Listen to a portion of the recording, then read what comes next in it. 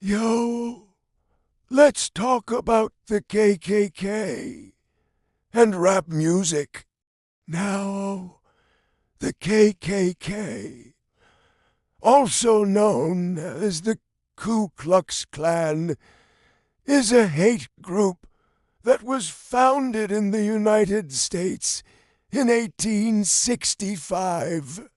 The organization was created by former Confederate soldiers who wanted to maintain white supremacy in the South.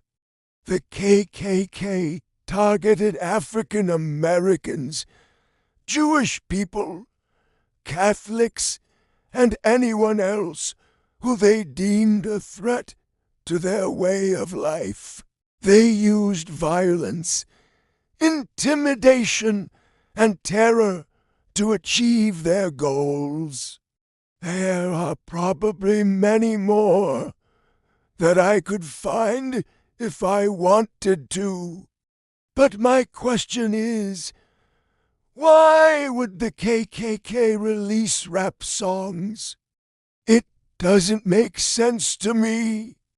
They saw rap as a way to reach a younger audience, and they thought that they could use the music to promote their hateful agenda. Their views are outdated, and their methods are violent and illegal. Rap music is a powerful form of self-expression and creativity, and it should not be associated with hate groups like the KKK. But it didn't really work out for them. Most rappers rejected the KKK's attempts to get involved in rap music, and the KKK was eventually banned from many rap shows and events. Now, the KKK has no connection to rap music, but some rappers have talked about the KKK in their songs. In the 1920s, they actually had their own record label called Klan Records, and their music was actually sampled in a few songs by the Beastie Boys.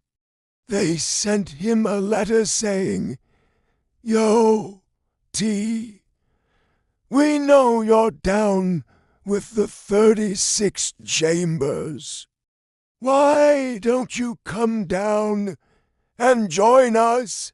But Theodore declined politely, saying, "I'm sorry, but I'm not interested in joining your organization. I'm a member of the human race. It's available to watch for free on Curiosity Stream.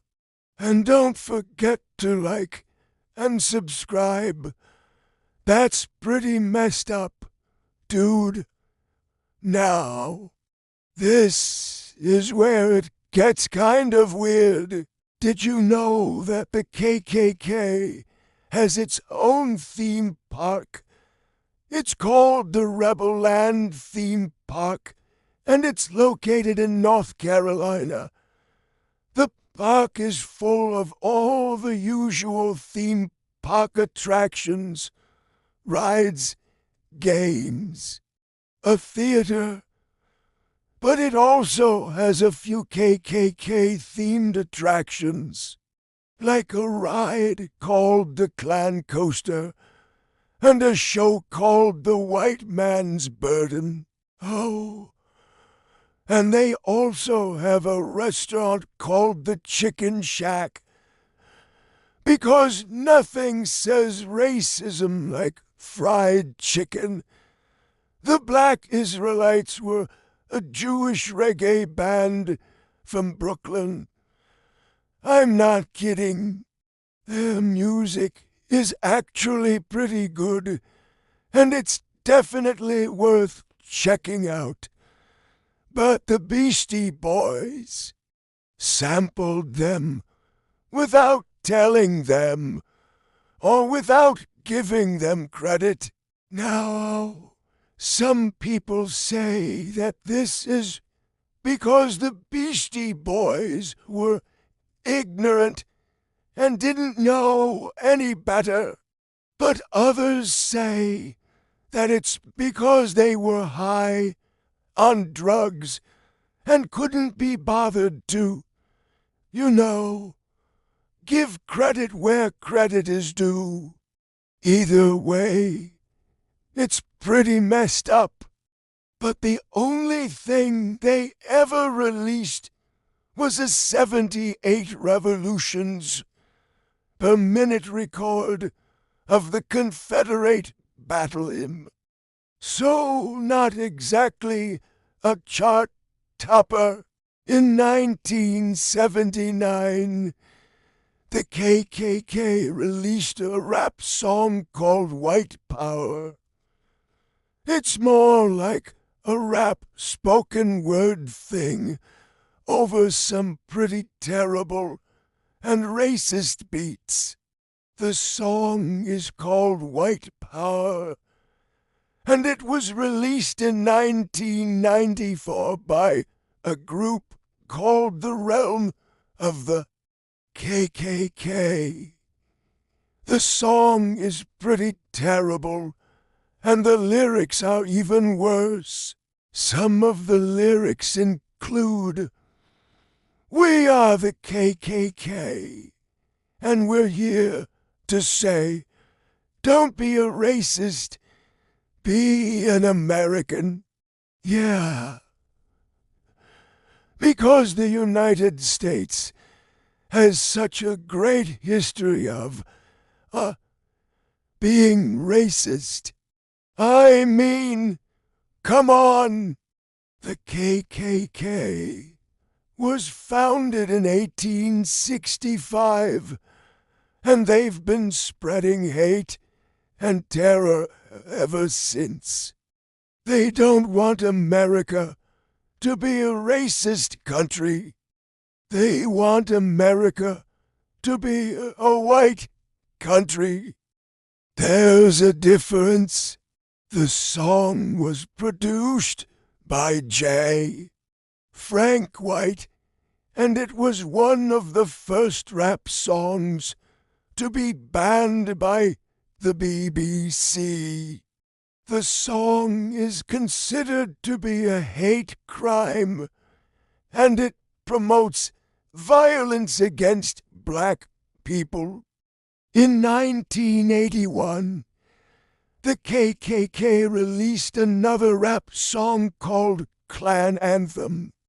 This song was produced by Henry King, and it was released on a compilation album called White Music.